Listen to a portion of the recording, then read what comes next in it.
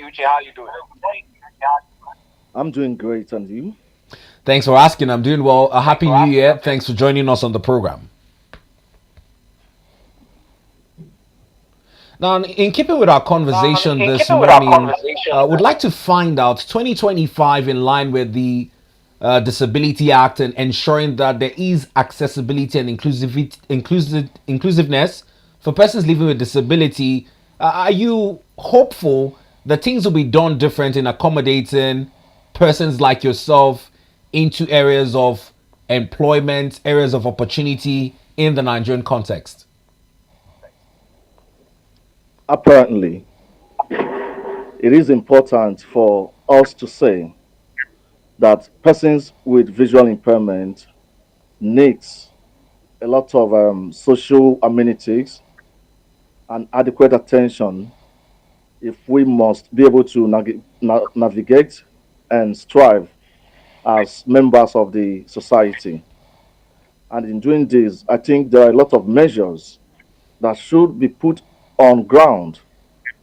There should be structures that will enhance our day to day activities, our day to day living, as the case may be. And if those structures are being put in place, I believe that persons with visual impairment will do better in the society. I'm talking about I'm persons like talking yourself about that persons like despite yourself the that challenges you despite the face have challenges taken you your face have educational taken pursuit even more seriously in pursuing a PhD. How would you say the institution where you find yourself has helped your cause? Is it in access to learning facilities that would be applicable across other institutions in Nigeria? Or how would you say this particular environment is different from others? Well, I have to say that what we have in our different institutions, what we have in our different universities, is nothing to write home about in the aspect of accommodating persons with visual impairment if we must strive in our academic journey. My own case is a different thing because I was the one that developed myself to the point where I have to be acquainted with the system, where I have to function in the system, not because the system made it possible for me, but I made it possible for myself to be able to navigate within the system that I found myself. And it is a very disturbing thing, and I must say that in our universities, in the highest it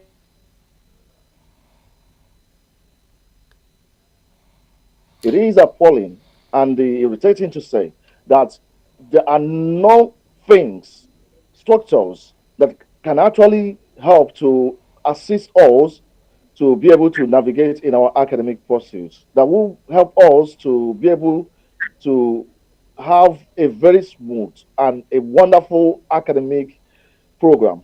And it is a very disturbing one, as the case may be. So I must say that there are no much provisions. The only provisions that were given to us is offering an admission to you to study the course of your choice. And after which, all we see is what I consider as self dependency.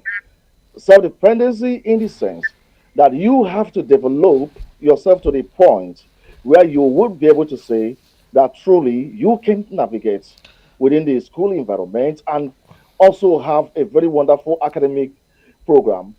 Thank you very much. Uche, if we take a look at other well-developed climes of the world, you would find that even in parking lots, you could see markings of, special parking spots and all for physically impaired persons.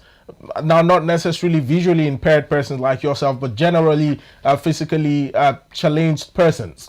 But in Nigeria, if you take a look at our parking lots, even at malls or in churches or anywhere, you would rarely find this sort of markings. If you go to public institutions, only very few of them consider putting up, like entrance models for people who are on wheelchairs and all of that.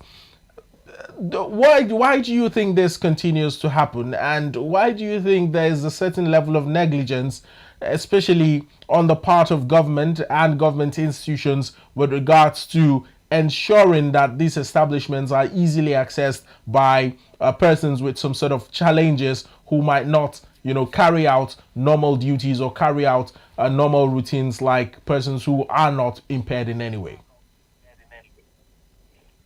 Well, that's a very wonderful question. I must say that Nigeria is made up of making policies. We have beautiful policies in Nigeria. We have beautiful laws in Nigeria. But oftentimes, the problem has always been implementation.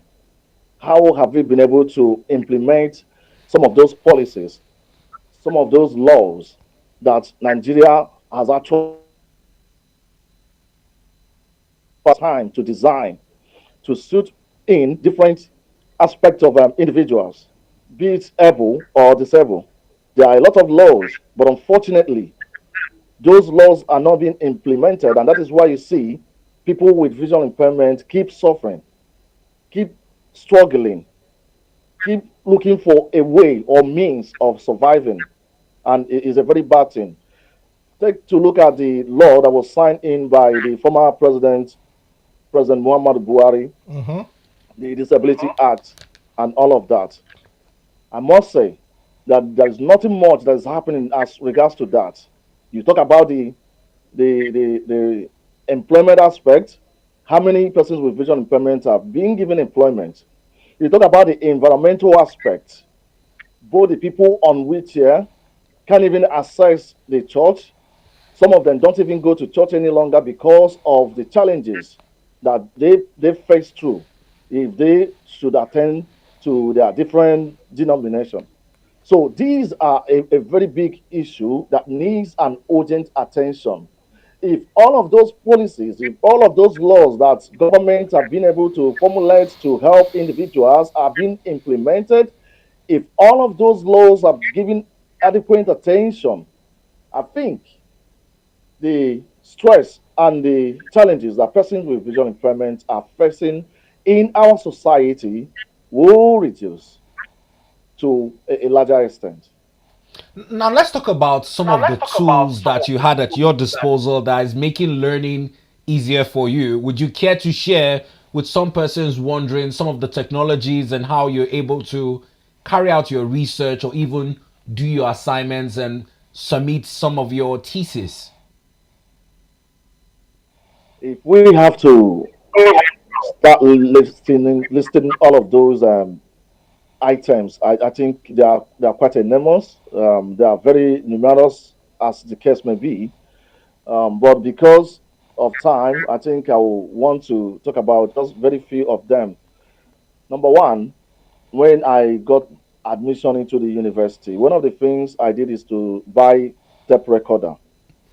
Yeah, then we have tape recorder where you can go to the market and you purchase it and they use it for your learning. So what I do is when a lecturer is teaching in the class, I will put up my cartridge that's known as cassette then. That was long time ago, about 2011, so to speak. That was when I got admission for the first time in the university to study social work. So what I do is to record my notes while the lecturer is detecting, the notes, and is also lecturing as well. So I do what I consider as self-dependency by trying to make sure that I record everything that the lecturer has to say in the class. Then after which I will go to my room and jot it down with Braille. I am aware that you are very conversant with Braille materials. We have the one that we call stylus. We have the one that is called pocket guard. Assuming I know this question would have come up, I would have loved to, maybe bring it on this show, then show the people that don't know what we call stylus and pocket guard, what it really looks like, and all of that. Then we also have the one we call braille machine. Yeah, braille machine is the one, it is you be the one to type it. It is more or less like the typewriter. It has the same shape almost exactly with the features of typewriter, but not really typewriter as the case may be. I know this generation may not really know all of those things I'm talking about, typewriter and all of that, but typewriter was actually one of the things we were using back then before the technological era that we are at the Now moment, where we are is this making use because of of the laptop. imprints on the typewriter? Yeah, before Okay. we start making use of laptop and all of that. So typewriter was actually what was in vogue then, 2011 as the case may be. Hmm. So when you go to your hostel, your room, then you now be able to listen to the tape recorder, which you have recorded in the classroom, and jot down your notes. Then when it has to do with assignment, you use your typewriter to type your assignment before we now started using laptop. Interestingly, I must say that visual impaired people are also using laptop as the case may be. We are using laptop, and I'm very good when it has to do with laptop. I'm very efficient when it has to do with laptop. But not just anyhow laptop anyway. It has to do with JAWS. That's what we call JAWS, and JAWS for some people who may care to research on it. So it is a software where you can install it in your laptop, and you will now be able to listen to the voice over whatever you press. The laptop will be able to tell you, or the JAWS will be able to tell you. It serves as a screen reader, as the case may be. Now, let me get your take in terms of Braille and how much it has helped you, or has also helped other visually impaired persons across the country to be able to learn the way you have done. Do you think there should be some extra level of investment, maybe by private sector investors, into more manufacturing of Braille textbooks or even books printed in Braille in order to aid persons like yourselves, to better understand and live a better life?